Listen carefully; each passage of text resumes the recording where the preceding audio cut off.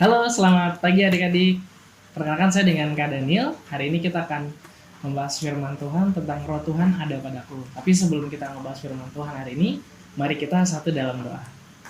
Di Bapa dan kerjaan sorga, terima kasih untuk hari ini ya Tuhan. Kami boleh tetap Tuhan pelihara, Tuhan jaga Tuhan. Dan sementara kami akan merenungkan firman-Mu, berkati kami semua, urapi kami ya Tuhan. Supaya kami mengerti akan firman-Mu dan kami jadi pelaku-pelaku firman-Mu. Dalam nama Yesus, kami berdoa dan mengucap syukur. Amin. Adik-adik, kita akan membaca Alkitab kita pada hari ini yang terambil dari Yoel 2 ayat 28 sampai dengan 29. Yoel 2 ayat 28 sampai dengan 29. Demikianlah firman Tuhan. Kemudian daripada itu akan terjadi bahwa aku akan mencurahkan rohku ke atas semua manusia, maka anak-anakmu laki-laki dan perempuan akan bernubuat. Orang-orangmu yang tua akan mendapat mimpi, taruna-tarunamu akan mendapat penglihatan-penglihatan. Juga ke atas hamba-hambamu laki-laki dan perempuan akan kucurahkan rohku pada hari-hari itu. Firman Tuhan hari ini mau menjelaskan tentang bagaimana hari Tuhan akan terjadi pada saat itu. Jadi temanya pada hari ini, roh Tuhan ada padaku. Kita diajarkan melalui dari kitab Yoel ini, yang dimana kitab Yoel ini adalah kitab nabi-nabi kecil. Salah satunya diantaranya yaitu ada 12 kitab ya, tapi di sini kitab Yoel salah satunya. Dan Nabi Yoel ini melayani di wilayah kerajaan selatan atau Yehuda. Pusatnya di Yerusalem. Yoel sendiri itu artinya Tuhan atau Yahweh adalah Allah. Dan kitabnya ditulis sekitar tahun 590 sebelum Masehi. Yoel bekerja di sekitar Bait Allah dan berada di tengah-tengah umat yang sedang mengalami kesukaran dan penderitaan. Yoel menyerukan pertobatan karena kedatangan Tuhan sudah dekat. Pencurahan hari Tuhan yang dimasukkan oleh Nabi Yoel di sini pada waktu itu konteksnya adalah wabah belalang. Siapa yang nggak tahu tentang belalang ya? Jadi di situ dijelaskan bahwa belalang melahap habis semua bahan-bahan pangan. Dan ini menimbulkan bencana yang sangat-sangat luar biasa yang pastinya gak enak banget pada zaman itu. Jadi makanya kenapa disebutkan dengan peristiwa adanya belalang tersebut untuk membuat bangsa Israel pada waktu itu atau umat Yehuda itu bertobat adik-adik. Nah kalau dalam keseharian kita, dalam perjanjian baru yang kita saat ini sedang pelajari adik-adik, itu bicara tentang Roh Kudus yang dicurahkan. Karena hari ini kita juga merayakan hari Pentakosta, itu hari yang ke-50. Nah, di mana Roh Kudus dicurahkan di atas loteng Yerusalem.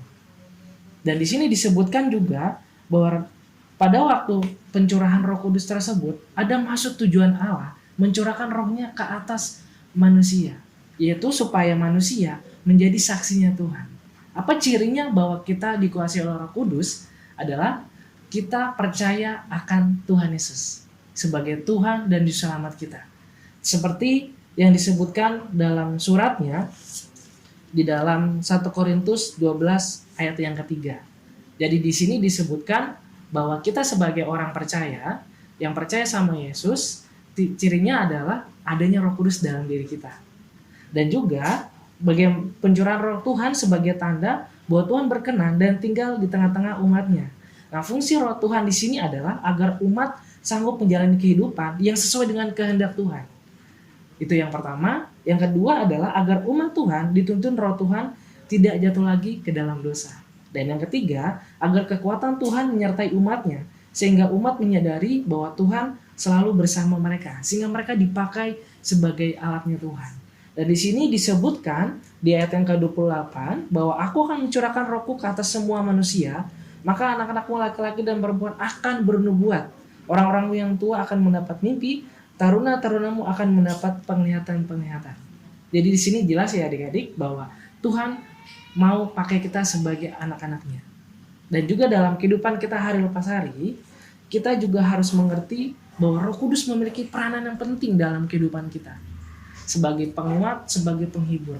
Jadi kalau saat ini dalam masa pandemi COVID-19 ini, kita lagi dalam masa-masa yang gak enak, masa-masa yang mungkin bosen di rumah, masa-masa di mana kita nggak ketemu teman-teman atau kita banyakkan di rumah aktivitas kita ya adik-adik, itu kita jangan pernah berpikir Tuhan nggak bekerja, atau jangan kita isi dengan hal-hal yang nggak baik.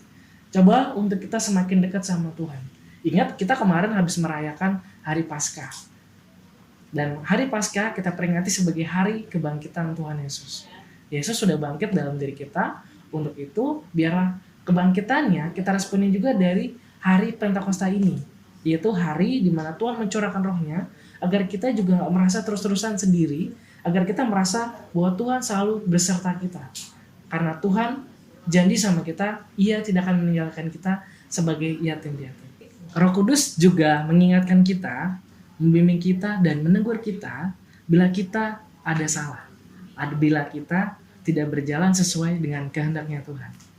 Iman kita kepada Yesus Kristus itu tidak sia-sia adik-adik, karena Tuhan Yesus telah memberikan Roh Kudusnya kepada kita, supaya kita jangan pernah merasa kita ini sendirian.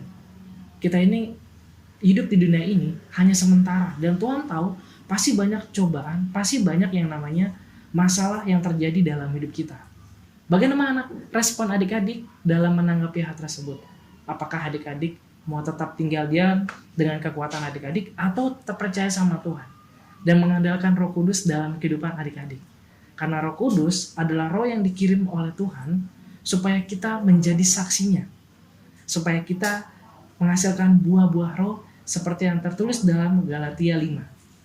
Dan cirinya adalah sebagai anak-anak Tuhan, kita harus tahu bahwa orang yang sudah dalam Tuhan pasti menghasilkan buah-buah roh. Roh Kudus dicurahkan supaya kita makin hari makin intim dengan Tuhan dan menghasilkan buah-buah roh. Untuk itu, mulai hari ini, di Pentakosta ini, hari yang ke-50 ini, kita belajar buat tetap mengandalkan Tuhan. Kita tetap intim sama dengan Tuhan. Bagaimana Tuhan juga sudah mencurahkan rohnya atas kita. Untuk itu kita jangan pernah takut adik-adik. Jangan pernah khawatir. Kesimpulannya adalah, di hari Pentakosta ini, tetap setia sama Tuhan. Roh Kudus ada untuk menguatkan kita, membuat kita jadi pemenang. Bukannya jadi pecundang. Kita diminta Tuhan untuk jadi anak-anak Tuhan yang tetap kuat di masa pandemi COVID-19 ini. Dan luar biasanya adalah ada Roh Kudus yang akan memampukan kita untuk jadi anak-anak Allah, jadi saksi dimanapun kita berada. Selamat merayakan hari Pentakosta, hari yang ke-50. Tuhan Yesus memberkati. Adik-adik, kita akan berdoa. Mari kita tutup Alkitab kita. Mari kita satu dalam doa. Tuhan Yesus, terima kasih atas firman Tuhan yang sudah kami dengarkan pada hari ini. Biarlah kami jadi anak-anak Tuhan yang selalu percaya bahwa Roh Kudus ada dalam diri kami, sehingga kami boleh makin hari makin bertumbuh iman kami dalam Tuhan. Dan di hari Pentakosta ini juga kami belajar Tuhan bahwa Roh Kudus dicurahkan untuk membuat kami dimampukan menghadapi masalah pergumulan kami. Kuatkan kami, jadikan kami berkat di sekeliling kami, untuk menjadi saksimu dan berkat bagi sekitar. Terima kasih Tuhan. Haleluya. Amin. Adik-adik, demikian firman Tuhan kita pada hari ini. Kita nanti akan lanjutkan kembali dalam ibadah bersama dengan keluarga ya. Aku ucapkan selamat hari Minggu, selamat hari raya Pentakosta. Tuhan Yesus memberkati.